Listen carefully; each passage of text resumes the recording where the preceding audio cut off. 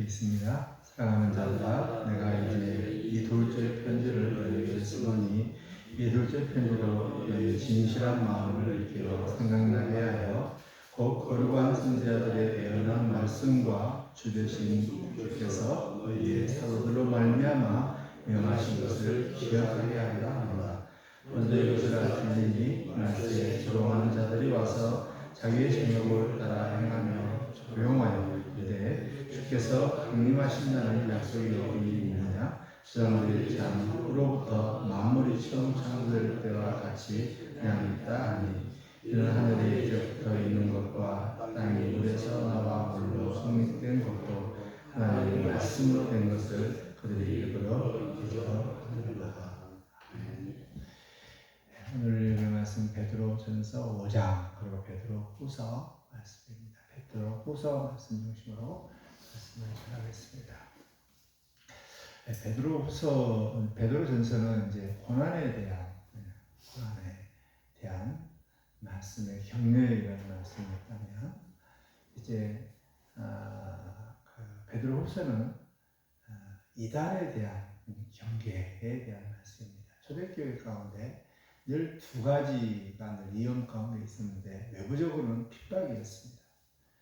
그리고 내부적으로는 분열과 이단이었습니다. 그래서 베드로 전서에서 외부적으로 핍박에 대한 이 고난을 잘 이겨낼 수 있도록 이렇게 격려의 말씀을 주셨고, 이제 내부적인 이러한 이단, 가마에 들어온 이러한 이단들로 인해서 교회가 믿음에서 떨어져 나가는 이런 부분들을 미리 방어하기 위해서 이제 베드로후서 말씀을 이렇게 기록을 했습니다. 이단들에 대한 것은 지금이나 옛날이나 지금이나 똑같이 이단 사상들이 계속 있었는데요. 그 이단 사상으로 인해서 참 교회가 어려움을 겪었지만, 그러나 이단이 직면했을 때 그때 하나님께서 교회로 하여금 정확한 교리를, 정확한 신앙 체계를 다 정립하는 합력의 선을 이루게 되었습니다. 고난을 통하여서 믿음이 순수해졌다면 이단으로 인해서 이 교리, 이 믿는 바가 정확하게 정리되고 또 정확하게 정립되는 이런 은혜를 맛보게 되었습니다.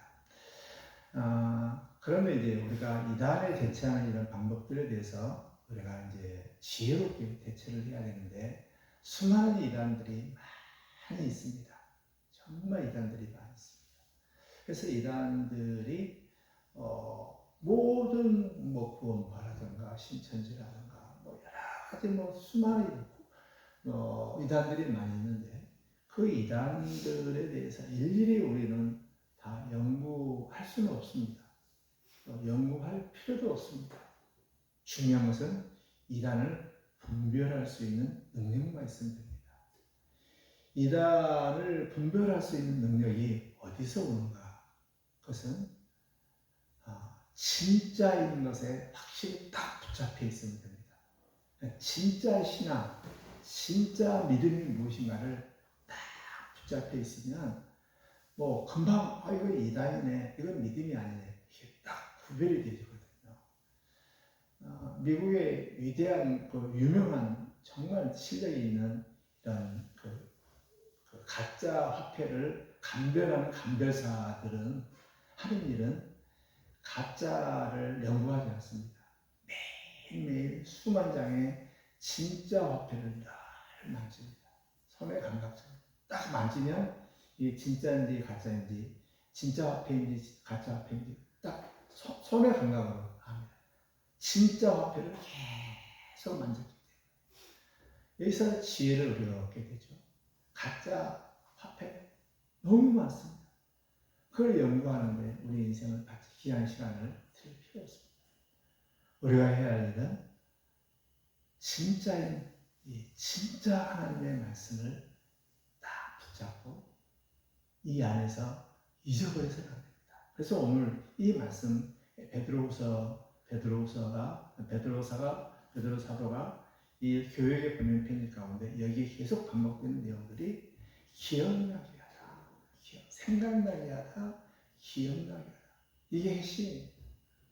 하나님의 말씀에 딱 붙잡혀 있고 그 말씀을 사도와 또한 선지자들이 주신 이 말씀들을 잊지 않고 항상 기억나게 하고 생각나게 하면, 그러면 이 말씀으로 인해서 이단들이 다 이렇게 분별이 되게 되는 것이죠. 그래서 오늘 말씀 가운데도 분명히 사랑하는 자들아, 내가 이제 이 두 번째 편지를 너희에게 쓰노니 이 두 편지로 너희의 진실한 마음을 느끼고 생각나게 하여. 근데 뭘 생각하는가? 곧 거룩한 선지자의 예언하는 말씀과 주되신 주께서 너희의 사도들로 말미암아 명하신 것을 기억하라.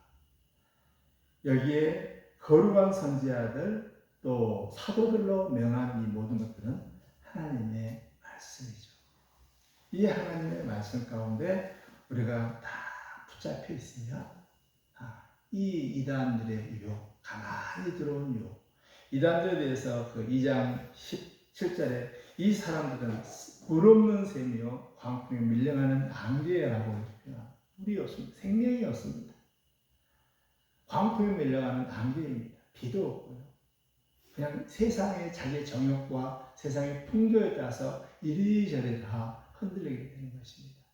이 가만히 들어온 이런 이단, 특별히 베드로서의 이단 가운데 언급 중에 한 것은 우리가 읽었던 것처럼, 아니 이 세상 창조물들은 창조할 때처럼 없어지지 않고 그대로 있는 거야. 예수님에 대한 부활에 대한 이런 이단들이거든요. 이 이단들이 다 자기의 정욕으로 인해서 1장에 말하는 것은 너희가 성경의 말씀 사사를 풀지 말라고 했거든요. 자기 정욕에 따라, 자의적으로 자기 이익에 따라 성경 말씀을 해석하거든요. 이때 이단이 빠지게 되는 것입니다. 그래서 1장의 말씀, 너희가 성경을 사사를 풀지 마라, 이렇게 말씀하고 있습니다. 사사를 풀지 말고 하나님의 말씀을 제대로 잘 기억하고 말씀 가운데 딱 붙잡혀 있을 때는 우리는 이단을 분별할 수 있고 이단에 빠지지 않고 생명의 길, 이 진리의 길들을 갈 수 있게 된다는 것입니다. 우리는 그러므로 이 말씀을 교회에서 특히 이제 하나님께서 목사의 말씀을 맡기시고 말씀을 가르치시고 전할 수 있도록 되었기 때문에 이 말씀을 혼자 이렇게 풀다가 이상한 이단에 빠지게 되고 또 이상하게 또 가버리거든요. 그래서 하나님께서는 목사에게 양들을 지킬 수, 독초를 먹지 않도록 늘 지키고 하나님의 이 말씀들을 잘 강론하고 할 수 있도록 강도권을 목사에게 주셨습니다. 그래서 우리 성도님들은 우리 교회에서 흘러들어온 이 말씀에 늘 중심으로 붙잡혀 있고, 또 혹시 외부적인 이런 말씀들을 혹시 들을 때는 뭐 이상하다 그러면 항상 목사님께 허락을 받고 하는 것이 안전한 것입니다. 목사의 감독을 벗어나서 자기 마음대로 이렇게 했을 때 위험할 수가 있습니다. 사실을 기억하면서 이 기록된 말씀, 그리고 하나님께서 속한 교회에 주신 이 강단에 선포된 말씀을 통해서 말씀에 늘 붙잡혀 늘 기억하여서 위험스러운 이단에 빠지지 아니하고 생명 되신 이 진리의 말씀 가운데 붙잡혀 있는, 그래서 생명의 길을 가는 저와 여러분 되기를 주의 이름으로 축복합니다. 주님, 이단이 난무하는 이 시대 가운데 하나님의 말씀에 붙잡혀 있는 저희들이 되게 하여 주옵소서. 하나님, 또 교회 강단에 맡겨주신 강도권에 따라 목사의 말씀에 하나님 나의 말씀으로 믿고 그 말씀을 또 강도의 목사의 허락을 받고 말씀을 들으면서 하나님 우리의 신앙을 잘 지켜낼 수 있는 지혜로운 삶을 살게 하여 주옵소서.